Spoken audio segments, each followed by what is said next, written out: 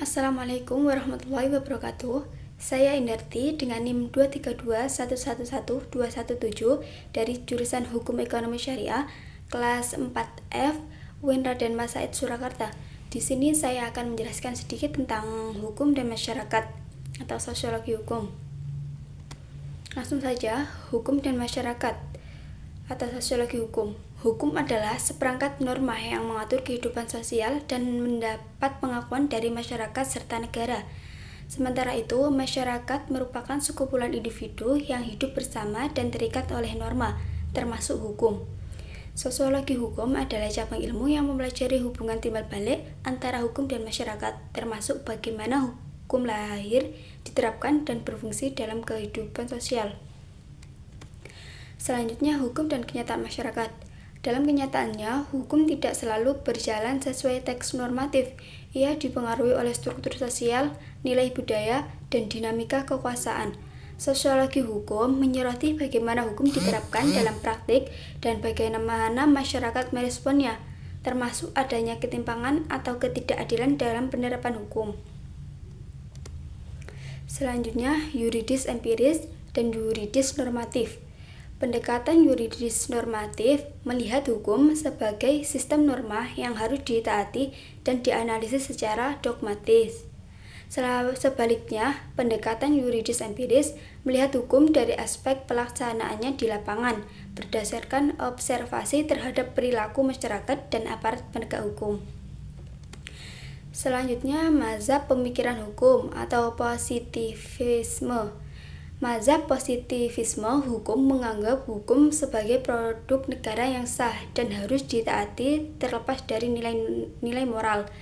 Tokohnya seperti John Austin dan Hans Kelsen menekankan pada aturan yang tertulis dan logika hukum yang sistematis tanpa mempertimbangkan kondisi sosial masyarakat. Selanjutnya, mazhab pemikiran hukum atau sociological jurisprudensi. Aliran ini menekankan bahwa hukum harus berakar pada kenyataan sosial dan berkembang bersama masyarakat. Rosbaum, tokoh utama mazhab ini, menyatakan bahwa hukum adalah alat rekayasa sosial yang harus digunakan untuk memenuhi kebutuhan masyarakat. Selanjutnya, mazhab pemikiran hukum atau living law dan utilitarianisme. Living law menurut Eugen Ehrlich adalah hukum yang hidup dalam masyarakat meski belum diakui secara formal oleh negara. Sedangkan utilitarianisme yang dikembangkan oleh Jeremy Bentham dan John Stuart Mill mengukur baik buruknya hukum dari sejauh mana hukum tersebut membawa manfaat sebesar-besarnya bagi masyarakat. Selanjutnya, pemikiran Emil Durkheim dan ilmu Haldun. Durkheim menekankan bahwa hukum adalah cerminan solidaritas sosial. Dalam masyarakat tradisional, hukum bersifat represif. Dalam masyarakat modern, hukum bersifat restitutif. Ibnu Khaldun melihat hukum sebagai bagian dari asabiyah yang menopang kekuasaan dan peradaban dengan dinamika yang dipengaruhi oleh ekonomi dan politik. Selanjutnya, pemikiran hukum Max Weber dan H.L.A. Hart. Weber memandang hukum sebagai bagian dari rasionalisasi masyarakat modern. Ia membedakan antara hukum formal rasional dan hukum substansial, sementara H.L.A. Hart membedakan antara aturan primer atau kewajiban dan aturan sekunder atau struktur dan institusi hukum, serta memperkenalkan konsep sebagai dasar keabsahan hukum. Selanjutnya, effectiveness of law. Efektivitas hukum diukur dari sejauh mana norma hukum dipatuhi dan diterapkan dalam kehidupan nyata.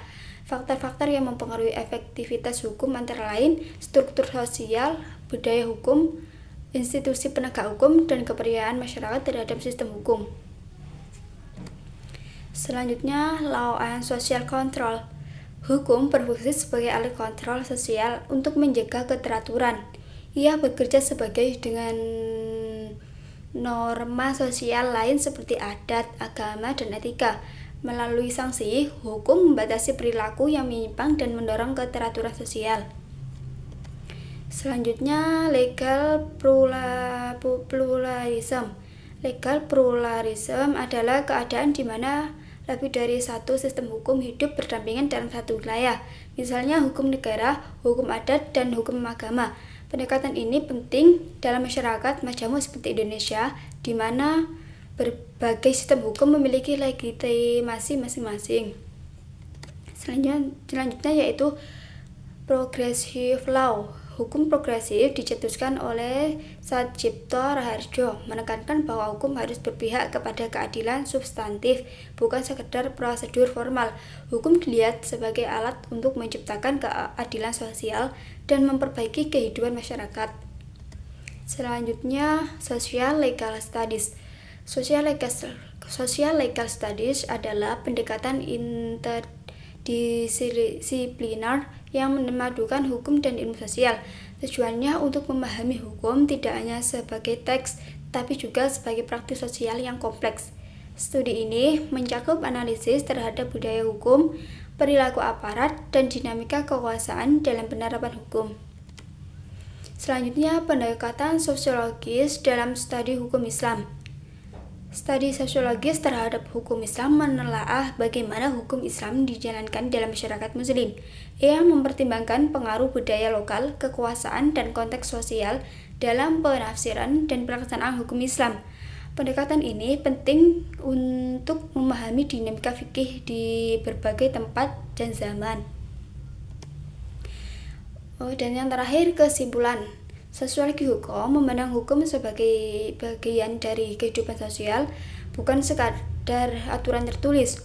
Hukum harus dilihat dalam konteks masyarakat, budaya, dan kekuasaan. Pendekatan empiris, berbagai mazhab pemikiran, serta tokoh-tokoh seperti Durkheim, Weber, dan Hart menunjukkan bahwa hukum efektif adalah hukum yang hidup, responsif, dan adil secara substantif. Maka, memahami hukum secara sosiologis penting untuk menciptakan sistem hukum yang lebih manusiawi dan relevan dengan kebutuhan masyarakat.